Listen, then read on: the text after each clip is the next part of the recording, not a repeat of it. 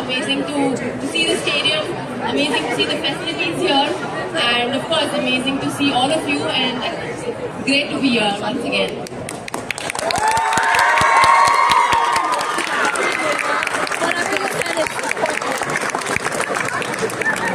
Audience, if you can please maintain silence when she's talking, it would be greatly appreciated. Thank you.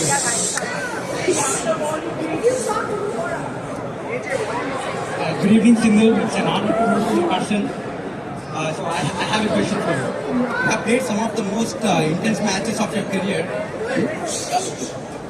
Okay, let me repeat the question.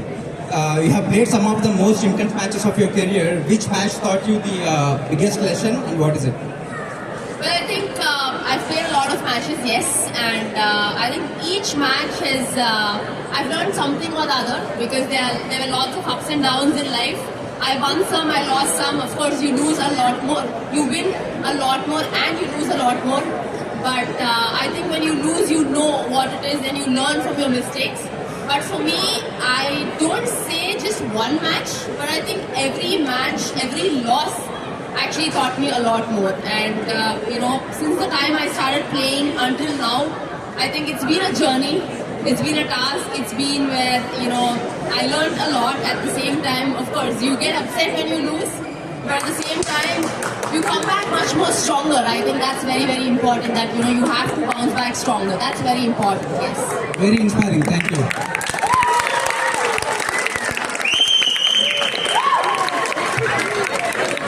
Alright, Sindhu, next question. Sport is not just physical. There's a lot of mental aspect to it. So as a player, how do you stay calm in a brand new event like the Olympics? What do you do to prepare mentally to improve that aspect of the game? Yeah, I think it's very important to stay not only physically but also mentally strong, because there will be situations where you come across where when you're playing a match and when nothing is going right, you actually break down at times, or you think everything is over and you're mentally you get low. I think in those situations it's very important to stay calm and keep going. So for me, if I have to say an example where there are matches where I was actually trailing and I was about to lose, but actually that one point actually changed the game and I won that game. So I think that is, in 2020 when I played the Olympics against Yamaguchi, I was down literally like 19-13. But I think I just felt to myself that I need to fight that every point, because the points didn't matter to me, or the score didn't matter to me. It's just that one point at a time. And I was just focusing on myself, and I just stayed calm and I just played my game. And I think it automatically changed the mindset, and I won that game actually. So.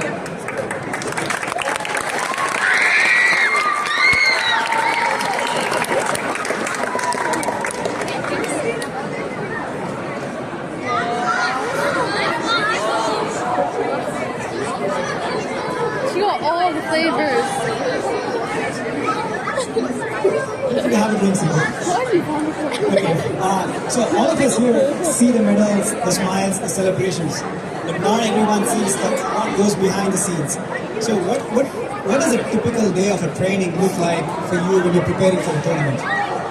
So I mean, it's not just for tournament, because obviously you know that every day matters, every training session matters, and for us, I train like 6 to 7 hours sometimes, 7 to 8 hours sometimes. So it depends on every individual how you train and what you do. Some might need to be physically strong, like when it comes to endurance or when it comes to strength, but some might need to have that. On court, your movements need to be faster. You need to be agile on court. You need to be faster. For some of them, it's like you need to be deceptive. You need to learn to be deceptive. So every individual has different mindset, different style of play, different game. So I think it depends on every individual. But I think it's very important to actually be physically on and off court. You need to be stronger. It's not just you play on court for like 3 hours and you think that it's done. But it's not. Off court also you need to train accordingly, where you are, you can actually stay on court for a longer period of time. So for that, you need to make sure your endurance levels are very strong, and you need to have that stamina to stay on court for a longer period of time. At the same time, if you want to, hit those smashes harder, you have to actually have some kind of weight training sessions. Again, it depends on every individual what weight you actually lift, and you need to accordingly train. So I think it's very important to make sure that you are dedicated and you train every single day, because people might think that I've trained for a month, I've trained for 2 months, why am I not actually winning those tournaments? But it takes years and years of hard work to come to a level. I think that is where you need to understand that people might think, oh, I'm losing in 1 year, I've trained so hard, but for me also it took so many years to come to a level, and I think that's why I'm here today. Really, it's consistency. I have a fun one for you. Do you have any pre-match rituals or lucky charms? Well, nothing like pre-match rituals, but definitely I believe in God. I mean, just before going to match, I just tell to myself and just pray God that I need to do well, and my 100% is up there. You just have to play your game 100%. So it's nothing like any specific rituals, but I just do believe in God. So That's nice. Thank you. We now take a couple of questions from the audience. If anybody has any questions, raise your hand. We'll take a few questions through raise of hands. So if you have a question, please do raise your hand. Introduce yourself. Have you ever felt failure in your journey or wanted to give up your career in badminton? what's your name? Tanushree? So a lot of times, when you lose, you think that what is happening to you, or maybe I cannot win, or why am I losing? There's so many questions arising in your mind. But I think the one thing that you have to tell yourself is, I'm going to bounce back stronger, because one loss is not going to tell how you are or how you are playing. So it's important that even though you lose, you learn from your mistakes. That is how you have to be, because you know what you are, and you have to make sure that you need to get that hope back, and you need to believe in yourself. I think that's very, very important. No matter what, you fall twice, thrice, 10 times, it doesn't matter. You have to believe in yourself and think to yourself that yes, I am going to bounce back stronger. So. One more question.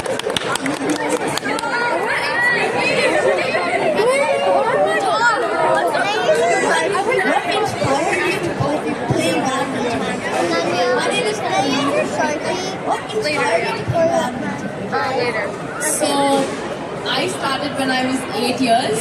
So initially I just used to play for fun near my house.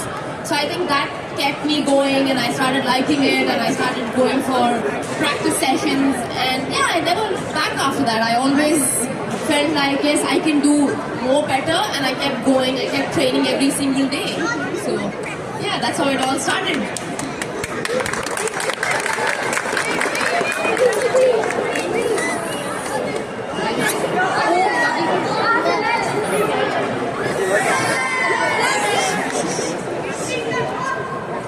Why is someone holding on to it?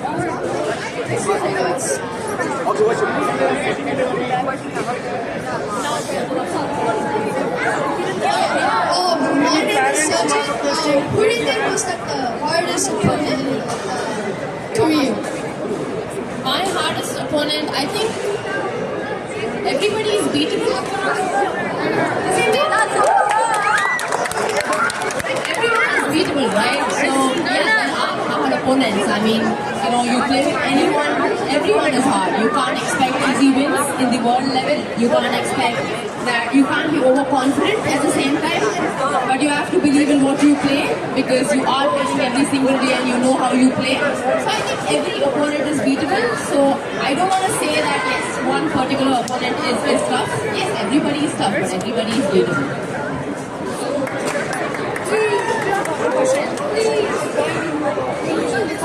All children, while you are waiting for Sindhu to answer the question, please be quiet. Okay? Please be quiet.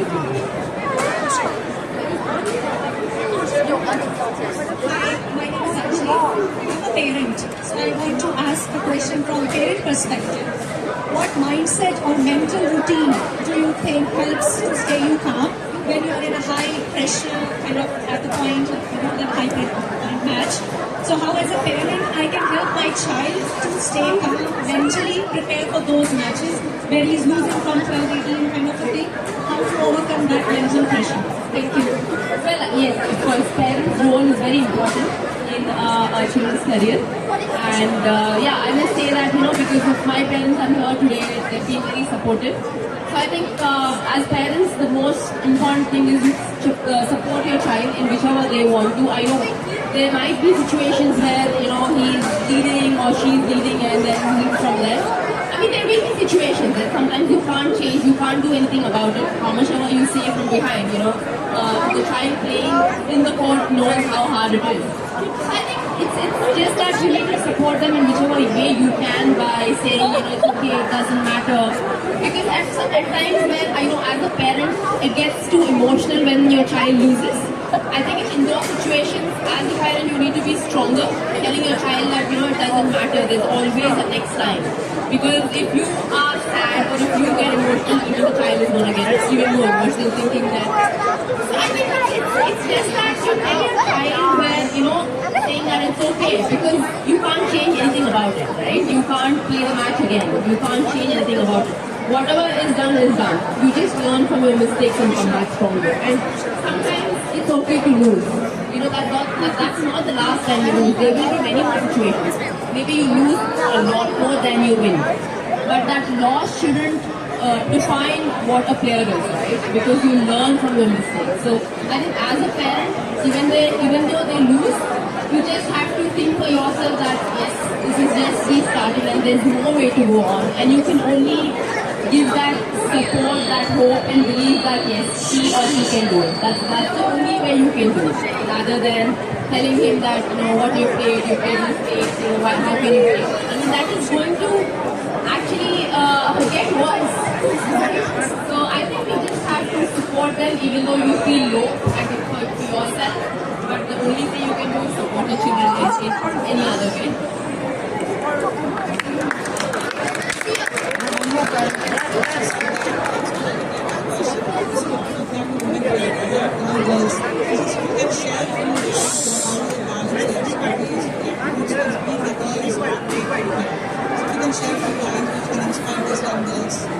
I think studies and sport are equally important to everybody out there. A lot of young kids here might think, oh yeah, playing it only it, that's it. But I understand, yes, they do enjoy what they play and they don't want to go to school study. But I think at some point, yes, studies and sports are equally important because I have done my studies and I know. I think it actually, when you feel studies are getting a lot more into your head, I think that's the only time you can actually get out and play for some time and then go back and study.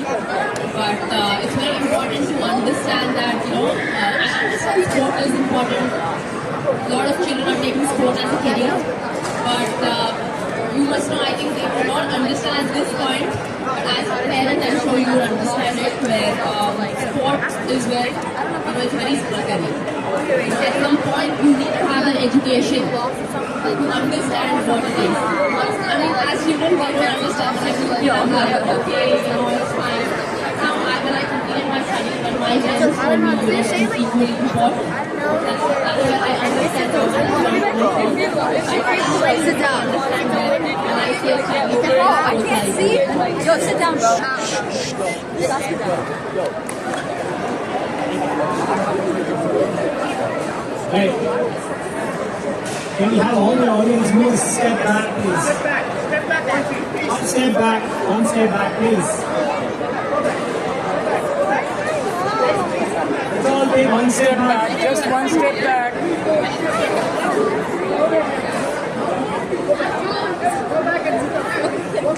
Yeah, I need everybody to step back.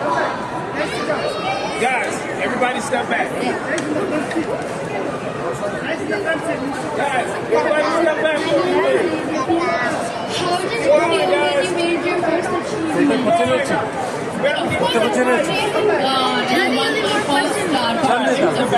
was great. I was so happy.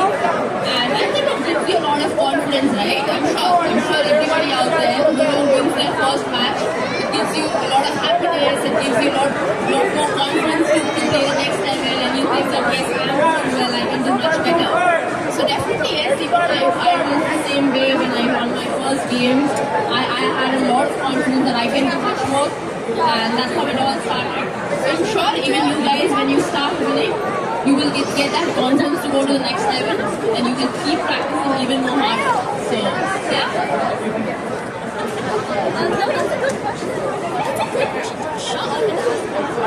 For real, last question of tonight. Last question. My name is Nagana, and how do you handle stress and pressure before and during matches? How do you handle stress and pressure before and during the matches? Well, yeah, I mean, see, I don't want to lie that there's no stress. There is stress always, there is pressure always when you get onto the court. You know, for me, there will always be stress because you want to go, there are a lot of things going on in your mind where, you know, you want to go out there, you want to win, you know, there's strategy there is pressure, there's a lot of crowd, there's a lot of audience, there are a lot of people out there. So I think stress will always be there, but I think you have to, you know, just stay calm and play your game because, you know, you've trained enough. You have to be confident that yes, I have trained enough. I know what I'm playing, and you have to just go with that mindset and just give your 100%. I think winning and losing is secondary, but the most important thing is you need to go out there and give your best. That's all that matters. And if you give your best, you're automatically going to win. So. Well, Sindhu, thank you for your time. I'm going to ask, before we move to the next part, do you want to share a short message to all the players here? You have people from about 120 clubs. It's the biggest tournament in North America, so we want to give a short message to all the participating players. Yeah, well, firstly, I think thank you, Fortius Club, for having me. I mean, thanks to all of you.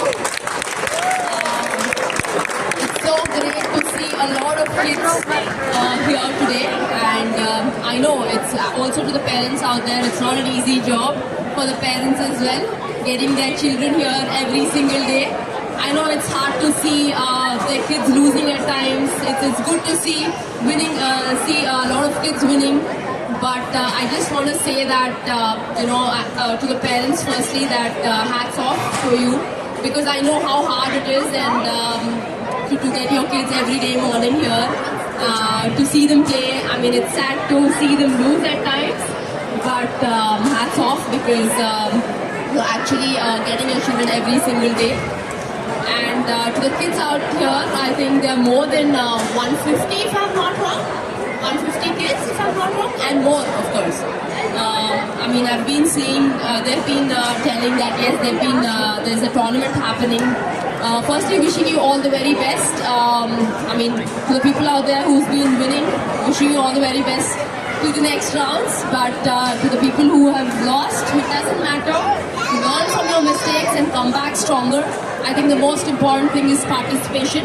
Participation is where, you know, you actually come out and put your entries there and give your best. That's all matters. So all the very best, not only for this tournament but also in the future. And I hope there will be a lot more tournaments happening. I think that would give a lot of confidence to the players, and also to all of you. All the very best, and once again I hope and wish that this tournament will be very, very successful. Thank you.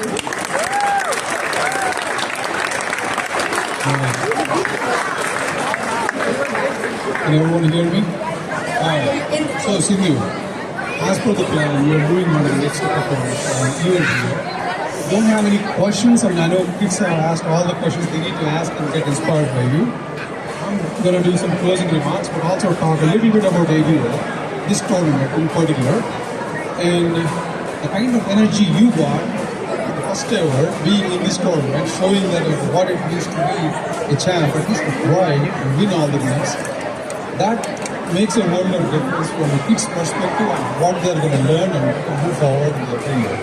Now, I just want to close out saying thank you, get a big compliment from everybody, everyone. We have all just one big round of applause for her.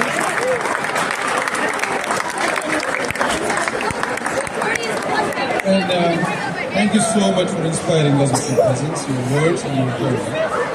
And to all the players, remember, champions are not born on the day of tournament. They are built every single day through discipline, effort, and belief. And that's exactly what Fortius vision is. That's exactly what Sindhu has been explaining and trying to do some examples from her career as well. So just to set the records here, right?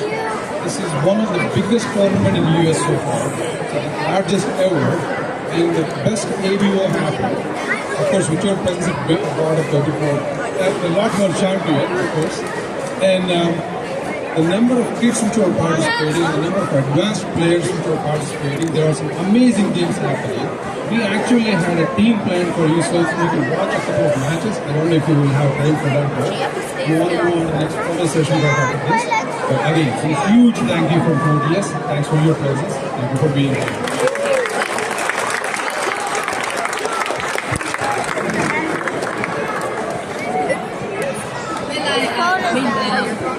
Whatever I could, I have told the kids and to the parents out there. But I think, definitely hoping that it will inspire a lot of them here. But I think hats off to you all for conducting these kind of tournaments.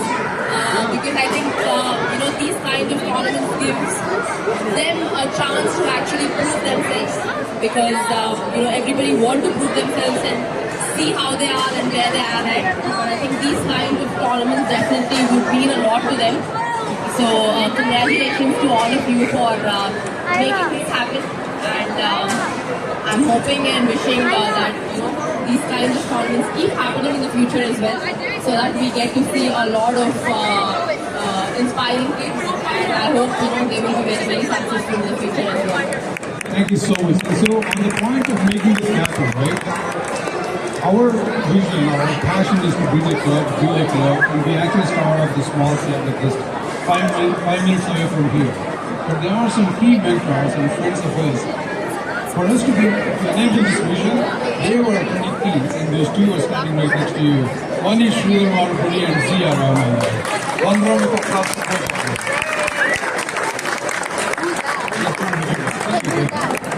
We'll move on to the photo session now, and we want a few of everything.